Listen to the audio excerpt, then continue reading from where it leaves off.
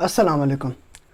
کسی عربی کو کسی اجمی پر، کسی اجمی کو کسی عربی پر، کسی گورے کو کسی کالے پر اور کسی کالے کو کسی گورے پر کوئی فوقیت حاصل نہیں ماسوائے تقویٰ کے۔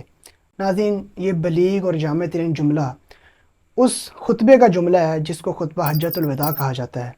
اور آپ امیجن کریں کہ جس خطبے کا ایک جملہ اس قدر بلیغ اور اس قدر جامع ہے، وہ سارا کا سارا خطبہ کس قدر جامع اور کس قدر بلیغ اور پر اثر ہوگا۔ ناظرین، آج کی اس ویڈیو میں وہ سارا کا سارا خطبہ جس کو خطبہ حجۃ الوداع کہا جاتا ہے، جو آپ کو حدیث کی کسی کتاب میں پورا نہیں ملے گا، جو آپ کو سیرت کی کسی کتاب میں پورا نہیں ملے گا، جو آپ کو تاریخ کی کسی کتاب میں پورا نہیں ملے گا، جو آپ کو فن و رجال کی کسی کتاب میں پورا نہیں ملے گا، وہ سارا کا سارا خطبہ آپ کے سامنے اس ویڈیو میں پڑھنے والا ہوں۔ اور خیانت ہوگی کہ میں اس شخص کا تذکرہ نہ کروں جس شخص نے اس خطبے کو ان ساری کتابوں سے جہاں یہ خطبہ بکھرا پڑا تھا وہاں سے اکٹھا کیا۔ میں بات کر رہا ہوں ڈاکٹر نثار احمد کی، جنہوں نے بڑی محنت سے اور بڑی کاوش سے ان تمام کتابوں میں جس میں یہ خطبہ بکھرا پڑا تھا وہاں سے اس کو اکٹھا کیا اور کتابی شکل میں شائع کیا۔ اللہ تعالیٰ ان کو جزا دے اور ان کو جنت میں اعلیٰ مقام پر فائز کرے کہ بہت بڑا کام انہوں نے کیا۔ کتاب کا نام ہے خطبہ حجۃ الوداع۔ اس کا لنک ڈسکرپشن میں دے دوں گا، آپ اس کو وہاں سے بھی جا کے پڑھ سکتے ہیں۔ وہاں پہ آپ کو اس کا عربی متن بھی اور اردو متن بھی، سارا کا سارا خطبہ آپ کو وہاں پہ یہ مل جائے گا۔ 47 اس کی دفعات ہیں اور 3 اس کے حصے ہیں۔ اور آخری بات کر کے میں سارا کا سارا خطبہ جو کہ آپ صلی اللہ علیہ وسلم صحابہ کے سامنے پڑھا تھا وہ میں آپ کے سامنے پڑھتا ہوں، اور وہ یہ ہے کہ دیکھیں، میں نے کبھی آج تک آپ کو یہ نہیں کہا کہ میرے چینل کو سبسکرائب کریں، میری ویڈیو کو لائک کریں یا اس کو شیئر کریں، لیکن اس ویڈیو کے حد تک آپ کو کہوں گا کہ اس ویڈیو کا آپ لازمی جتنا ہو سکتا ہے اتنا عام کریں، اس کو شیئر کریں، کیونکہ اس ویڈیو میں جو خطبہ میں آپ کے سامنے پڑھنے والا ہوں وہ خطبہ محض خطبہ نہیں ہے، وہ خطبہ اس ہستی کے الفاظ ہیں کہ جس کے لیے زمین و آسمان کو بنایا گیا۔ وہ خطبہ اس ہستی کے الفاظ ہیں جس پر اس دنیا کے 2 بلین انسان اپنے جانیں قربان کرنے کے لیے تیار ہیں۔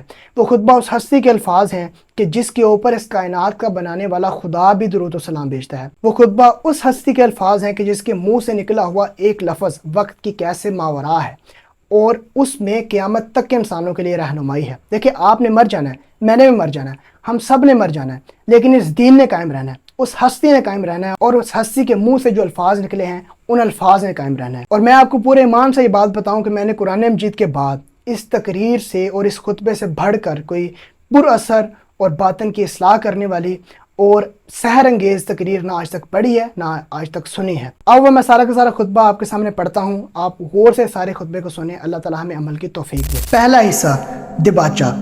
سب تعریف اللہ کے لیے، ہم اس کی حمد و ثنا کرتے ہیں اور اسی سے مدد و مغفرت طلب کرتے ہیں، اسی کی طرف رجوع کرتے ہیں اور اسی کے دامن عفو میں اپنے نفس کی شرارتوں اور برے اعمال سے پناہ چاہتے ہیں۔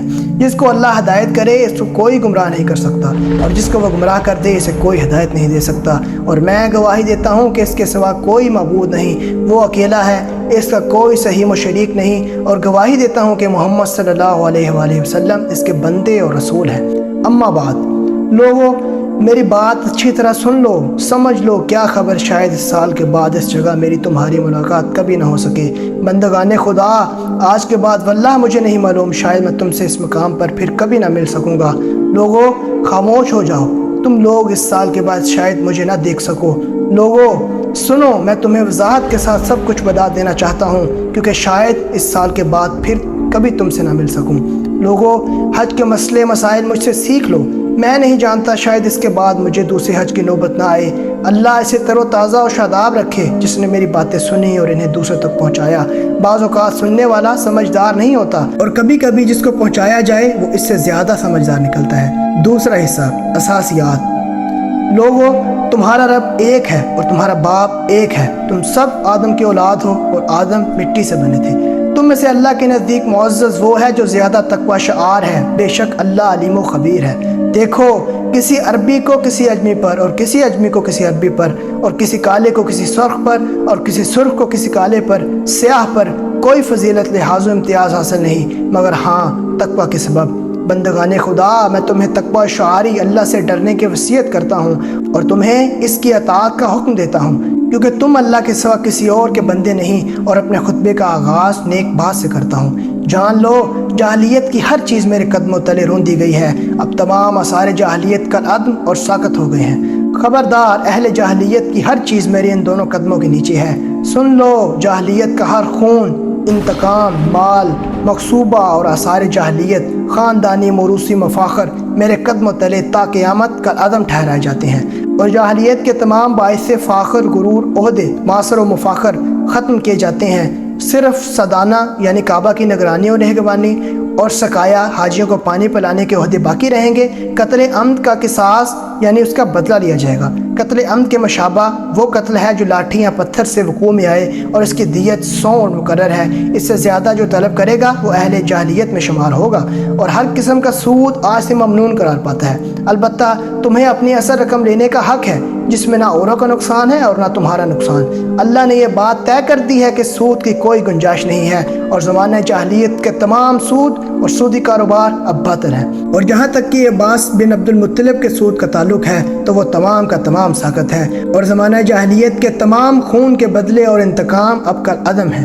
اور اپنے خاندان میں سے پہلا انتقام جسے میں معاف کرتا ہوں ربیہ بنت الحارث بن عبد المطلب کے بچے کا ہے کہ جس کی رضاعت بنی لیس میں ہو رہی تھی کہ بنو حذیل نے اسے قتل کر دیا تھا۔ بس میں پہل کرتے ہوئے انتقام ہے جاہلیت میں سے خون کا بدلہ معاف کر رہا ہوں۔ لوگوں، بے شک نے صحیح یعنی مہینوں کو اپنی جگہ سے ہٹا دینا اور زیادہ کفر کا ہی باعث ہے۔ اس سے کافر گمراہی میں پڑ جاتے ہیں کہ ایک سال تو اپنے نفسانی غرض سے اسے حلال ٹھہراتے ہیں، پھر دوسرے سال جب کوئی ذاتی غرض نہ ہو اس کو حرام کر دیتے ہیں تاکہ اللہ نے جو گنتی حرام مہینوں کی مقرر کر رکھی ہے اسے پورا کر لیں۔ اسی طرح وہ اللہ کے حرام کیے ہوئے مہینوں کو حلال اور اس کے حلال کیے ہوئے کو حرام کر لیتے ہیں۔ دیکھو، اور اب زمانہ گھوم پھر کر اسی جگہ آ گیا ہے جہاں سے کائنات کی پیدائش کے دن شروع ہوا تھا۔ مہینوں کی گنتی یعنی تعداد اللہ کے نزدیک سال میں 12 ہیں۔ ان میں سے 4 محترم یعنی حرام ہیں کہ 3 ذی قعدہ، ذی الحجہ اور محرم تو متواتر ہیں، اور ایک الگ آتا ہے یعنی رجب جو شہر مضر کہلاتا ہے اور جو جمادی الثانی اور شعبان کے بیچ ہے، اور مہینہ 29 دن کا بھی ہوتا ہے اور 30 کا بھی۔ کہو میں نے اپنی بات تم تک پہنچا دی ہے نا؟ تو مجمع نے کہا بے شک۔ آپ صلی اللہ علیہ وسلم نے فرمایا اے اللہ گواہ رہنا، سن لو، حج قیامت تک اب ذی الحجہ کے مہینے کے ساتھ مخصوص رہے گا۔ لوگوں، تمہیں معلوم ہے کہ تم پر کون سا مہینہ سایہ فغن ہے؟ تم کس دن میں یہاں جمع ہو، کس شہر میں موجود ہو؟ سب نے کہا محترم دن، محترم شہر اور محترم مہینے میں۔ تب آپ صلی اللہ علیہ وسلم نے فرمایا بے شک تمہارا خون ایک دوسرے پر حرام ہے، اور تمہارا مال و ملکیت اور تمہاری عزت اور آبرو، تمہاری کھال، جلد، جسم، بدن بھی ایک دوسرے کے لیے معزز اور محترم ہے۔ جس طرح حرمت تمہارے اس دن کی تمہارے اس مہینے کو، تمہارے اس شہر کو حاصل ہے، یہاں تک کہ تم اللہ سے جا ملو۔ میری بات سنو، زندگی پا جاؤ گے، مگر اس شرط کے ساتھ کہ خبردار ایک دوسرے پر ظلم نہ کرنا۔ دیکھو، ظلم و زیادتی نہ کرنا، خوب سمجھ لو، ایک دوسرے پر باہم ظلم و ستم نہ کرنا۔ چوتھا حصہ، اجتماعیات۔ اللہ کے بندو، میری بات سنو اور سمجھو۔ بلا شبہ ہر مسلمان دوسرے مسلمان کا بھائی ہے اور تمام مسلمان بھائی بھائی۔ خبردار، ہر مسلمان دوسرے مسلمان پر حرام و محترم ہے اور ہر مومن دوسرے مومن پر حرام و محترم ہے۔ جس طرح آج کے دن کی حرمت، اس کا گوشت اس پر حرام ہے کہ اسے کھائے، اس کی عدم موجودگی میں اس کی غیبت کر کے، اور اس کی عزت اور آبرو اس پر حرام ہے کہ اس کی چادر عزت پھاڑ دے، اس کا چہرہ اس پر حرام ہے کہ اس پر تماچے لگائے جائیں، اور تکلیف دہی بھی حرام کہ اسے تکلیف پہنچائی جائے، اور یہ بھی حرام کہ تکلیف رسانی کے لیے اسے دھکا دیا جائے۔ اور کسی مسلمان کے لیے یہ بھی جائز نہیں کہ دوسرے مسلمان بھائی کا خون حلال سمجھے۔ مال مسلم بھی حلال و جائز نہیں سوائے اس کے کہ وہ جو اپنی خوشی سے دے دے۔ اور میں تمہیں بتاؤں کہ مسلمان در حقیقت ہے کون؟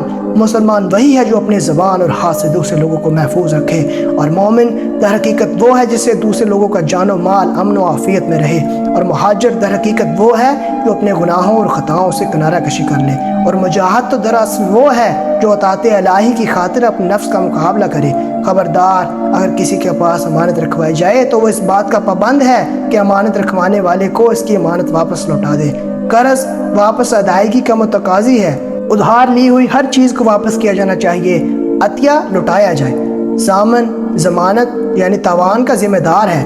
دیکھو، اب ایک مجرم اپنے جرم کا خود ہی ذمہ دار ہوگا۔ جان لو، اپنا باپ کے جرم کے بدلے بیٹا پکڑا جائے گا اور نہ بیٹے کا بدلہ باپ سے لیا جائے گا۔ عورتوں کے بارے میں اللہ سے ڈرو کیونکہ تم نے انہیں اللہ کی امانت کے طور پر حاصل کیا ہے، اور اللہ کے کلمات یعنی احکام کے تحت ان کے سطر تمہارے لیے حلال ہوئے۔ خبردار، تمہارے لیے عورتوں سے نیک سلوک کی وصیت ہے کیونکہ وہ تمہاری پابند ہیں، اور اس کے سوا تم کسی معاملے میں حق کی ملکیت نہیں رکھتے۔ لوگوں، جس طرح عورتوں کے کچھ حقوق تمہارے ذمہ ہیں اسی طرح ان پر بھی تمہارے کچھ حقوق واجب ہیں۔ سنو، تمہاری عورتوں پر جس طرح کچھ حقوق تمہارے واجب ہیں اسی طرح تمہاری عورتوں کا بھی تم پر کچھ حق ہے۔ جہاں تک تمہارے ان حقوق کا تعلق ہے جو تمہاری عورتوں پر واجب ہیں تو وہ یہ ہیں کہ وہ کوئی کام کھلی بے حیائی کا نہ کریں، وہ تمہارا بستر کسی ایسے شخص سے پامال نہ کریں جسے تم پسند نہیں کرتے، اور تمہارے گھر میں کسی ایسے شخص کو داخل نہ ہونے دیں جسے تم ناپسند کرتے ہو مگر یہ کہ تمہاری اجازت سے۔ اگر وہ عورتیں ان باتوں کی خلاف ورزی کریں تو تمہارے لیے اجازت ہے کہ تم انہیں بستروں پر اکیلا یعنی تنہا چھوڑ دو۔ ان پر سختی کرو مگر شدید تکلیف والی چوٹ نہ مارو اگر مارنا ہی چاہو۔ دیکھو، کچھ حقوق ان کے بھی تمہارے اوپر عائد ہوتے ہیں، مثلا یہ کہ کھانے پینے پہننے اوڑھنے یعنی خوراک و لباس کے بارے میں ان سے اچھا سلوک کرو۔ اگر وہ تمہاری نافرمانی سے باز آ جائیں اور کہا مانے تو حسب حیثیت ان کا کھانا کپڑا خوراک لباس نان و نفقہ تمہارے ذمہ ہے۔ اور عورتوں پر یہ بھی واجب ہے کہ عورتیں معروفات میں تمہاری نافرمانی نہ کریں، اور اگر وہ فرما برداری کریں تو ان پر کسی قسم کی زیادتی کا تمہیں کوئی حق نہیں۔ کوئی عورت اپنے گھر میں اخراجات نہ کرے مگر ہاں اپنے شوہر کی اجازت سے۔ جان لو، لڑکا یعنی اولاد اسی کی طرف منسوب کیا جائے گا جس کے بستر پر پیدا ہوا ہے۔ بچہ شوہر کی اولاد متصور ہوگا، اور جس پر حرام کاری ثابت ہو اس کی سزا سنگساری ہے۔ زناکار کے لیے پتھر اور ان کا حساب اللہ کے ذمہ۔ دیکھو، کسی عورت کے لیے جائز نہیں کہ وہ اپنے شوہر کا مال اس کی اجازت کے بغیر کسی کو دے دے۔ خبردار، جس نے خود کو اپنے باپ کے علاوہ کسی اور سے منسوب کیا یا کسی غلام نے جان بوجھ کر اپنے آقا کے سوا کسی اور آقا سے نسبت قائم کی تو اس پر اللہ کی اور اس کے فرشتوں کی اور تمام انسانوں کی لعنت ہوگی، اور قیامت کے دن اس سے کوئی بدلہ یا معاوضہ قبول نہیں کیا جائے گا۔ اور ہاں غلام، تمہارے غلام، ان سے حسن سلوک کرو۔ جو تم کھاتے ہو ان میں سے ان کو بھی کھلاؤ، جو تم پہنتے ہو ان میں سے ان کو بھی پہناؤ۔ اگر وہ کوئی ایسی خطا کریں جس سے تم دیکھو کہ معاف نہیں کر سکتے تو اللہ کے بندو انہیں فروخت کر دو، مگر انہیں بھیانک سزا یعنی عذاب تو نہ دو۔ اور ان کے بارے میں بھی تمہیں حسن سلوک کی وصیت کرتا ہوں جو لونڈیاں تمہارے زیر تصرف ہیں، بس ان کو وہ کھلاؤ اور پہناؤ جو تم کھاتے اور پہنتے ہو۔ پانچواں حصہ، دینیات، عقائد، عبادات، معاملات، اخلاقیات۔ لوگوں، بے شک مجھے حکم دیا گیا تھا کہ لوگوں سے لڑوں یہاں تک کہ وہ لا الہ الا اللہ کے قائل ہو جائیں، اور جب وہ اس کلمے کا اقرار کر لیں تو گویا انہوں نے اپنے جانوں اور مالوں کو بچا لیا، اور باقی حساب اللہ کے ذمہ ہے۔ اللہ کے ساتھ کسی چیز کو شریک نہ ٹھہراؤ، اور نہ کسی کی ناحق جان لو، نہ قتل کرو، نہ بدکاری یعنی زنا کرو، اور نہ ہی چوری یعنی سرقہ کرو۔ لوگوں، اچھی طرح سمجھ لو، میرے بعد نہ کوئی پیغمبر آنے والا ہے اور نہ تمہارے بعد کوئی امت ہوگی۔ اپنے خطاب کے دوران رسول اللہ صلی اللہ علیہ وآلہ وسلم نے مسیح الدجال کا ذکر فرمایا، پھر ذکر میں کافی طول پکڑا، پھر دجال کا ذکر کرتے ہوئے فرمایا، کوئی نبی ایسا نہیں گزرا کہ جس نے اپنی امت کو دجال سے نہ ڈرایا ہو، بس میں بھی بلا شبہ تمہیں اس سے ڈراتا ہوں، اور کوئی نبی ایسا نہیں گزرا جس نے اپنی قوم کو اس سے نہ ڈرایا ہو۔ بے شک میری سب سے افضل دعا بلکہ تمام انبیاء ما قبل کی یہی ہے، لا الہ الا اللہ وحدہ لا شریک لہ، لہ الملک و لہ الحمد بیدہ الخیر، یحیی و یمیت وہو علی کل شیء قدیر۔ خوب سن لو، اپنے پروردگار کی عبادت کرو، نماز پنجگانہ ادا کرو، رمضان کے روزے رکھو، اپنے رب کے گھر یعنی خانہ کعبہ کا حج کرو، اپنی زکوٰۃ خوشی خوشی دیا کرو، اپنے حکام کی اطاعت کرو، اور اسی طرح ان امور کی انجام دہی کے بعد بطور اجر اپنے رب کی جنت میں داخل ہو جاؤ گے۔ اللہ سے ڈرو، ترازو سیدھی رکھ کر تولا کرو، اور لوگوں کو ان کی چیزیں ناپ تول میں کم نہ دیا کرو، اور ملک میں فساد کرتے نہ پھرو۔ خبردار، دین میں غلو یعنی مبالغہ میزی اور انتہا پسندی سے بچو، اس لیے کہ تم سے پہلے جو قومیں تھیں وہ دین میں غلو کی وجہ سے ہلاک کر دی گئیں۔ لوگوں، دیکھو، شیطان اس بات سے تو بالکل مایوس ہو چکا ہے کہ تمہاری اس سرزمین پر کبھی اس کی پرستش کی جائے گی، مگر چوکنا رہو، وہ اس بات پر بھی راضی ہوگا کہ اس پرستش کے سوا چھوٹی چھوٹی باتوں میں اس کے اشاروں کی تعمیل کی جائے۔ بس اپنے دین و ایمان کی حفاظت کی خاطر اس سے بچے رہنا۔ لوگوں، اللہ نے میراث یعنی ترکہ میں ہر وارث کا جدا کرنا حصہ مقرر کر دیا ہے، اس لیے وارث کے لیے تمام مال میں وصیت کرنا جائز نہیں، چنانچہ کسی کو 1/3 سے زائد مال کی وصیت کا حق نہیں ہے۔ بقول راوی، پھر حضور صلی اللہ علیہ وسلم نے ہمیں صدقہ کا حکم دیا اور فرمایا، صدقہ دیا کرو، اس لیے میں نہیں جانتا مگر شاید تم آج کے بعد مجھے پھر نہ دیکھ سکو۔ اللہ کے نام پر جھوٹی قسمیں نہ کھایا کرو، کیونکہ جو اللہ کے نام پر جھوٹی قسم کھائے گا اللہ اس کا جھوٹ ظاہر کر دے گا۔ لوگوں، علم یعنی تعلیم، معلومات میں سے جو کچھ حاصل کر سکتے ہو لے لو، اس سے پہلے کہ وہ سمیٹ لیا جائے، اور قبل اس کے کہ علم کو اٹھا لیا جائے۔ خبردار، علم کے اٹھائے جانے یعنی ختم ہو جانے کی ایک شکل یہ بھی ہے کہ اس کے جاننے والے ختم ہو جائیں۔ آپ صلی اللہ علیہ وسلم نے یہ بات 3 مرتبہ فرمائی۔ دیکھو 3 باتیں ایسی ہیں جن میں مومن کا دل دھوکہ یعنی فریب اور کینے کا شکار نہیں ہوتا، یعنی عمل میں اخلاص کہ صرف اللہ کے لیے، مسلمان حاکموں کی خیر خواہی میں، عام مسلمانوں کی جماعت سے وابستگی میں، کیونکہ ان مسلمانوں کی دعائیں انہیں گھیرے رہتی ہیں، اس پر سایہ فگن رہتی ہیں۔ اللہ نے ایسی کوئی بیماری، دکھ اور تکلیف پیدا نہیں کی جس کے دوا بھی نہ اتاری ہو سوائے بڑھاپے کے۔ لوگوں میری بات سمجھو، کیونکہ میں نے سب کچھ تم تک پہنچا دیا ہے۔ میں نے تمہارے درمیان ایک ایسی چیز چھوڑ دی ہے کہ تم کبھی گمراہ نہ ہوگے اگر اسے مضبوطی سے تھامے رہے، اور وہ ہے اللہ کی کتاب۔ اور میں نے تمہارے درمیان ایسی چیزیں چھوڑ دی ہیں کہ اگر ان کو تھامے اور پکڑے رہے تو پھر کبھی بھی گمراہ نہ ہوگے۔ صاف و روشن اللہ کی کتاب اور اس کے نبی صلی اللہ علیہ وسلم کی سنت۔ لوگوں سنو اور اطاعت کرو، اگرچہ تمہارے اوپر کوئی نکٹا حبشی غلام امیر بنا دیا جائے جو تمہارے درمیان کتاب اللہ کے احکام کو قائم اور نافذ کرے۔ جان لو ہر نبی یعنی کہ پیغمبر کی دعوت گزر چکی ہے سوائے میری دعوت دین و شریعت کے کہ وہ ہمیشہ کے لیے ہے۔ میں نے اس کو اپنے پروردگار کے پاس قیامت تک کے لیے ذخیرہ اور جمع کر دیا ہے۔ اما بعد، انبیاء علیہ السلام قیامت کے دن کثرت تعداد پر فخر کریں گے، پس تم مجھے اپنی بدعمالیوں کے سبب رسوا نہ کر دینا۔ میں حوض کوثر پر تمہارے انتظار میں رہوں گا۔ خبردار، میں حوض کوثر پر تم سے پہلے پہنچوں گا اور دوسری امتوں پر تمہاری کثرت کے سبب فخر کروں گا، تو کہیں میری رسوائی کا باعث نہ بن جانا۔ سنو، میں بعض لوگوں کو شفاعت کر کے چھڑا لوں گا، مگر بعض لوگ مجھ سے چھڑا لیے جائیں گے۔ پھر میں کہوں گا، اے میرے رب، یہ تو میرے اصحاب امتی ہیں۔ اللہ فرمائے گا کہ آپ نہیں جانتے کہ ان لوگوں نے آپ کے بعد کیا کیا بدعتیں کر ڈالی تھیں۔ خبردار، میرے بعد کہیں کافر نہ بن جانا کہ آپس میں ایک دوسرے کی گردنیں مارنے لگو۔ اور ہاں سنو، تم اپنے رب سے ملو گے تو اللہ تم سے تمہارے اعمال کے بارے میں ضرور باز پرس کرے گا۔ بس جو دنیا میں رہتے ہوئے ہمہ وقت آخرت کو ہی اپنی پیش نظر رکھے گا تو اللہ اسے دل جمی عطا کرے گا اور اسے اس کی آنکھوں کے سامنے دنیا ہی میں بے نیازی و تونگری عطا کرے گا، اور دنیا اس کے قدموں میں سرنگو ہو کر خود آئے گی۔ لیکن جو دنیا کو ہی اپنا محبوب مقصود قرار دے گا تو اللہ اس کے معاملات کو منتشر اور متفرق کر دے گا، اور وہ آدمی دنیا ہی میں اپنی آنکھوں کے سامنے افلاس و تنگ دستی دیکھ لے گا، اور دنیا میں سے تو اسے اتنا ہی حصہ ملے گا جتنا کہ اس کے مقدر میں لکھا جا چکا ہے۔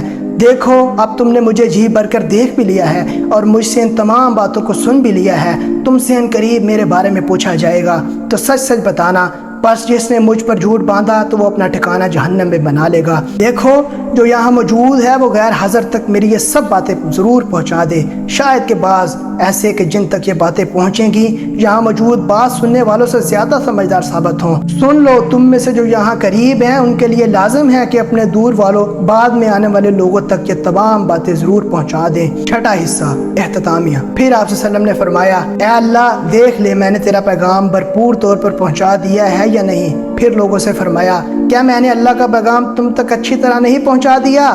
سنو، کیا میں نے حق کی تبلیغ ادا نہیں کر دیا؟ دیکھو، کیا میں نے تعلیم و تلقین دین کی انتہا نہیں کر دی؟ تو سب حاضرین سامعین مجمع والے بیک آواز اقرار و اعتراف کرنے لگے، بے شک بے شک۔ تب رسول صلی اللہ علیہ وسلم نے فرمایا، اے اللہ گواہ رہنا، تیرے بندے کیسا صاف اقرار کر رہے ہیں۔ اے اللہ گواہ رہنا، یہاں موجود لوگ کیا کہہ رہے ہیں۔ اے اللہ گواہ رہنا۔ پھر آپ صلی اللہ علیہ وسلم نے فرمایا، اور تم لوگوں سے آخرت قیامت میں اللہ کی طرف سے میرے بارے میں پوچھا جائے گا تو تم لوگ کیا کہو گے؟ تو سب نے کہا، ہم گواہی دیتے ہیں کہ بے شک آپ نے امانت الہی ہم تک پہنچا دی اور حق رسالت ادا کر دیا اور امت کو نصیحت کرنے کی انتہا فرما دی۔ بس رسول صلی اللہ علیہ وسلم نے اپنی انگشت شہادت کو آسمان کی طرف اٹھایا اور پھر اسے لوگوں کی طرف جھکایا اور فرمایا، اے اللہ گواہ رہنا، اے اللہ گواہ رہنا، اے اللہ گواہ رہنا۔ والسلام علیکم ورحمۃ اللہ وبرکاتہ۔